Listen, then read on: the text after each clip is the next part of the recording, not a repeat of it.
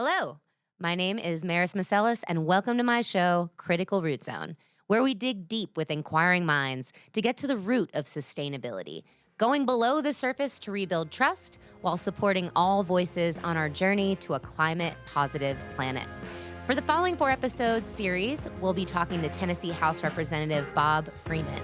Bob has a degree in construction management from Middle Tennessee State University. He got his master's in sustainability at Lipscomb University, VP at Freeman Webb. He served on the board of the Tennessee Environmental Council, Southern Alliance for Clean Energy, Metro Sustainability Advisory Committee, and more. Too many more for me to say because it would just be a lot of words. Bob is my friend who I trust. He's a loving husband and a great dad, and we share a love for martial arts, which you'll know more about later. So you might ask, why do we want to talk to this guy, Bob Freeman? Well, I'll tell you. After years of doing my own personal research and life improvements to do my part to protect Mother Earth, I truly believe that the only way to create lasting, unified change is through policy.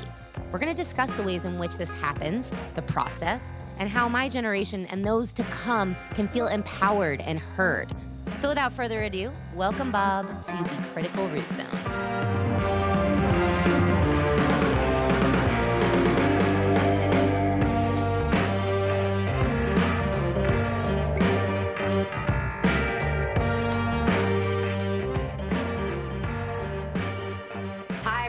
We're still kicking it with Bob Freeman, Tennessee House Representative, and my good friend from the Tennessee Environmental Council. And we got to know Bob in the previous episode, so if you didn't hear it, be sure to go back and listen so you can get to know all about our policy guy, because he's one cool guy. That was super cheesy. You dig that?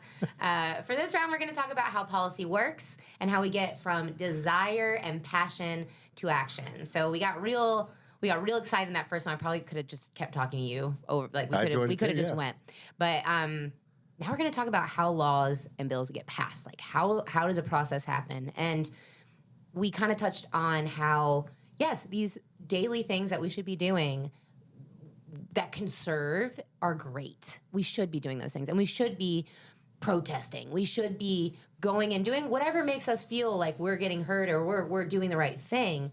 But again, the bottom line is that the only way that this becomes consistent all throughout the country, or for our state at least, is to vote and get it passed. That's right. So how the hell does that work, man? Like the bill system, I got a little taste of it. Actually, I went to the Capitol. That was really fun. That was super cool. Went to the Capitol, Tennessee State Capitol, and for Tennessee Conservation Day, we got to go in there and lobby and talk to our representatives. Sure. And anyone can do that. Yes. Anyone. So we went out there and we had our list of bills that we had kind of been briefed on because, man, I mean, even that's gibberish. It's a lot. And the bills are huge. Like, it's not even like it's one thing, which I don't understand. I don't understand why it's just like one subject line. It literally has a list of 100 things that are on this bill, which makes it much more difficult to pass. And I'll let you expand. But went up there, we talked about the bills, we got our voices heard, and then you guys go in there and fight the good fight. Right. About these bills. And also they're created. Yeah, I'm going to shut up now. How are they started? Yeah. How they're started is you have an idea, or for example, we can come up with an idea right here. Bags. That's a great idea. So that has actually been something that we have debated, and you sit down and have the bill drafted. We draft the bills. You and other representatives. We in state legal team will help draft your legislation. And it gets presented in front of the House floor. It's the exact same process of how a bill becomes a law in the U.S. Congress or U.S. Senate. But a bill gets drafted, it gets presented on the House floor, it gets assigned to a committee. The committee will debate the merits up or down of good and bad of the bill. You can have amendments that go on it at that point that change the meaning or the direction of the bill completely. Right. And then it will, after it passes through the committee process, it goes back to the House floor for a full House vote. That same exact process happens on the Senate side. And if the two bills pass in the identical form, it will become a law. Sounds and hard. It is, and it will go in front of the governor to sign. He has 10 days to sign it without it going into law. And if he doesn't sign it, or if he doesn't sign it, it goes into law without his signature. If he vetoes it, it comes back to us for a simple majority vote to overrule his veto. So, but you said it's in both. It's in the Senate and the House, and it's the same. It's the same bill, but it can have different amendments. Like, can have totally different amendments. So you have, when the bill begins, there's a House version and a Senate version. House sponsor, Senate sponsor. It's the exact same bill. Right. As it works its way through each body, it can drastically change. You can have a member in the Senate or in the House that has a specific interest that they're trying to look out for, and they can make an amendment. And if the two don't align, like the two Senate and House. The Senate and House, if they don't align, if it's not the same bill, then we will debate back and forth. Which one do we want to do? If we can't agree do we want to take the House version over the Senate version, or vice versa? Then the Speaker of the House and the Lieutenant Governor will assign a conference committee that will get together and hash out the differences, and they will present back to the body, both bodies, a unified version that is usually a compromise of both. And this is during session. Like, oh gosh, this is what session is. When you're in session, this is Yes. what you're doing. Yeah. And these bills are already created before you go into session. They are created as we're in session, and then but amendments are created on the fly. And many times, when I know when you were up there were amendments that were being presented that nobody had seen. And so you can't read it, and you're talking, I mean, you said it yourself, that it can be a 50-page amendment that deals with 5 or 6 or 10 or 20 seemingly not related items. Yeah. And how is that? How? It's just the way the process works. And then we will have to vote it up or down in the committee in many cases without having an opportunity to read it. So historically, that probably doesn't work, right? Like, if you don't know what these amendments are, then how can you even vote yes for it? Well, that's the deal. You can't. And so that's probably the most broken part about this whole process is we are passing laws that could have 25, 30 years worth of impact on Tennesseans, on environmental policy. And they get decided, even though it's been debated for a while, but the real decision comes down to that one day in committee, and we have received the amendment 15 minutes prior, and you don't have an opportunity to read. They're not paying you enough, Bob. Yeah. Well, it is a public service. Yeah. And it's not about pay. It's about public service. And I do my best to read every single piece of legislation that comes in front of me. But there are some times where it's just it's too much. Where do they birth at? Like, before you even draft it up? Where do those ideas come from? Well, that's a fantastic question. So there are lobbying groups that write model legislation all over, or in all states, and so they will write a piece of legislation that says, and the plastic bag ban is a perfect example, that they will see municipalities beginning to ban single-use plastic bags and single-use containers and straws, and they will write a preemptive piece of state legislation that says no municipality can have any legislation pertaining to single-use plastic bags and containers that is any more restrictive than, and then they will write the model legislation. And there will be a lobbyist that goes from state to state to state and presents this to a member, and they update it to reflect the Tennessee Code Annotated or whatever it is in Alabama or Kentucky. And it'll be the exact same piece of legislation. They will write the exact same talking points to defend it. And then they'll do, to your point about how you get engaged, they will do an email blast and say, call and email Right. your representatives, let them know that you want your straws and your coffee or your plastic bags.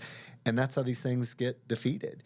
And so a city of 800,000 people, Nashville, that has drafts and large sporting events and outdoor concerts, we cannot limit single-use plastic bags. We cannot limit straws. We cannot limit styrofoam clamshell food containers because of a bunch of rural legislators that it will never affect. Right. Never affect them.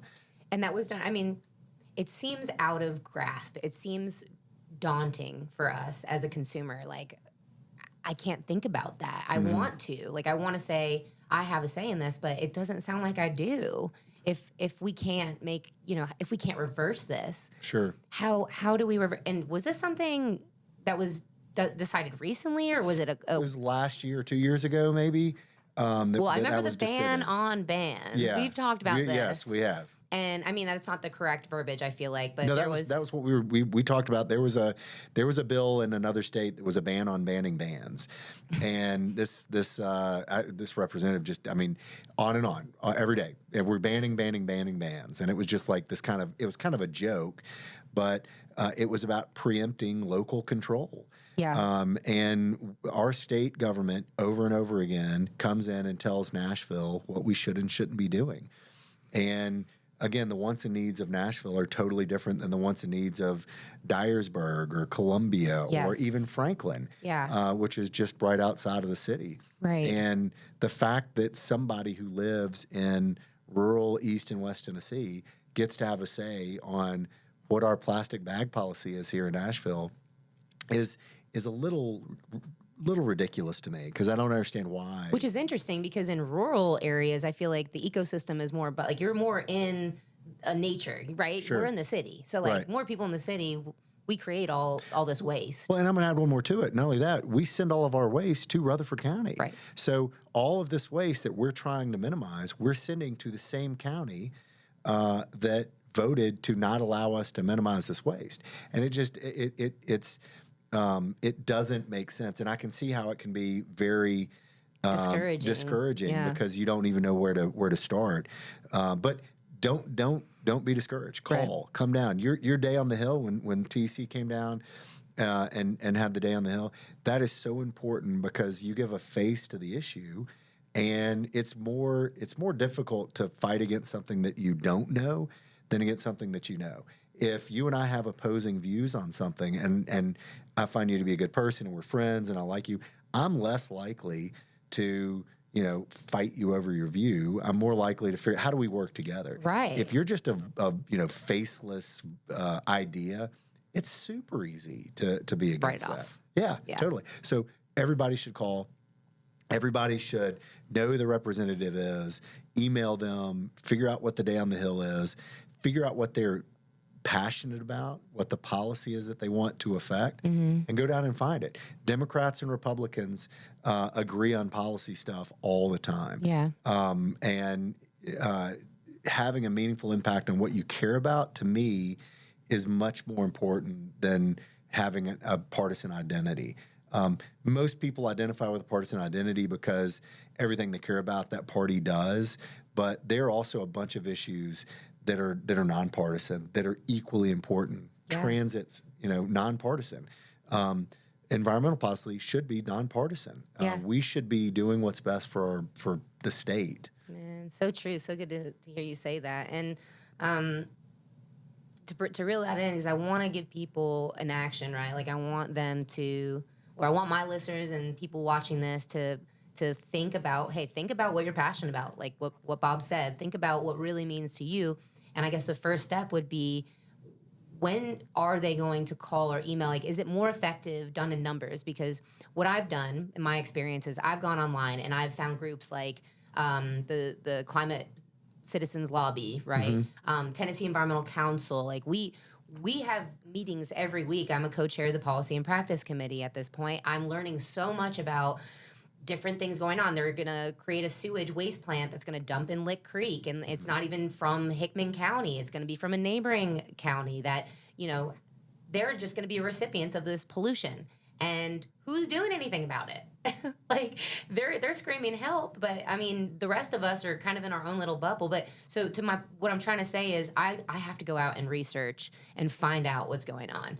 And that's difficult for people with families, with other stuff going on. And I'll be real, I don't watch the news. I wish that I wanted to, but I'm more inspired to talk with people that are in the mix, like you. I'm lucky to know you. You know, like I'm lucky to know the people that I know because I value the conversation.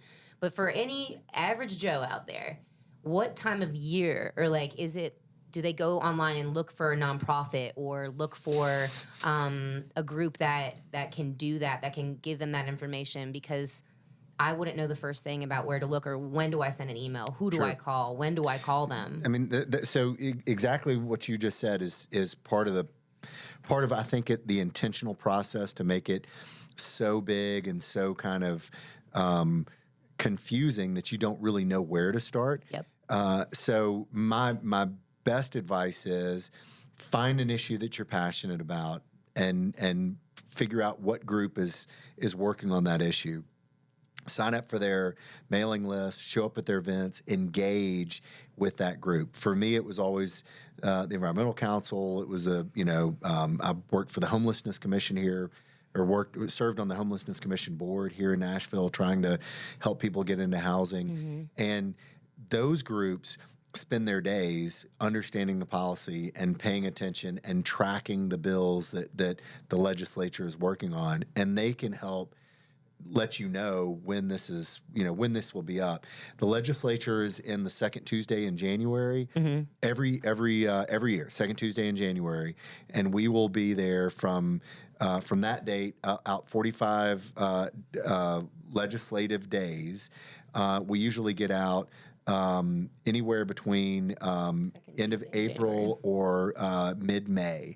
And so that's when bills are being drafted and worked on. But back to what I said originally, get to know who your representative is. Find your state senator and call them and email them and get to know them when you're out of session, when there's not just the constant, banging of the drum of every issue that's coming up every day. Right, because that's overwhelming. I mean, it is the plethora of things. It's overwhelming for representatives too, because they are dealing with limited amounts of time, with a finite amount of time of bills and committees, and so finding out who they are and building that relationship, like right now, we're out of session. You and I are talking policy, and this is how we will begin to solve these problems. And so by the time January rolls around, we can maybe work on some bills together to get something passed. Ooh, that gave me chills. That was like that. But I mean, that's it. And that's so how it goes. Have that personal relationship. Yeah. Republican, Democrat, find out who your representative is and dig in, figure out what they stand for, dig in and figure out what they're advocating for. And then if you are the person that is constantly calling them about, water waste issues, when a water waste bill comes up, they're going to call you. Right. And they're going to say, hey, Maris, listen, I know we talked last year about, this sewage into a creek. Tell me more about that. Right. And you were the first person they think of. And if you just call when there's an issue, they're going to think you want something. That's amazing. Like, that's such good advice. That's and I was sorry, I was kind of rummaging on my computer, but I was looking for I wanted to give people some groups to look up. Sure. And for anybody that is on social media, right? They all have social media. Go on Instagram, go on Facebook, find them. It's Tennessee Environmental Council is a plug that I'm going to put in because they are a group close to my heart that I work with. Mine too. And we both know they do great work. That's a great one to start with. Tennessee Women in Green is another nonprofit that connects a lot of people. And yes, it's for women, but guys are welcome too. You can come on in there. Yeah, you can come on in there. Tennessee Women in Green, the Sierra Club, Citizens Climate Lobby, I might be mixing that up, CCL, and just go out there, look for the social media if that's the way that you get your information. And instead of watching TV, right, instead of playing video games, go and spend just a little bit of time on what he's saying, and just think about your future, think about your kids' future, and think about what you can do. That's really important. But okay, we're out of time for this episode, and it's been so freaking amazing. Going for the next episode, so we kind of touched on this before, but I feel like we kind of covered it, and we might cover some new stuff. But we all know how to vote for the president. But how do we vote for policy? So we'll kind of talk about the different elections and like we were saying before. So we're going to go into a little bit more of that. And don't forget, you can shoot me an email at criticalrootzone@gmail.com on topics you're interested in, guests you'd like to see me talk to, questions, comments, concerns, personal questions for me. I'm here for it, and I want to hear from you because your voice matters. So until the next episode on CRZ, just remember, ask questions, inspire others to be better, and together we can definitely do anything.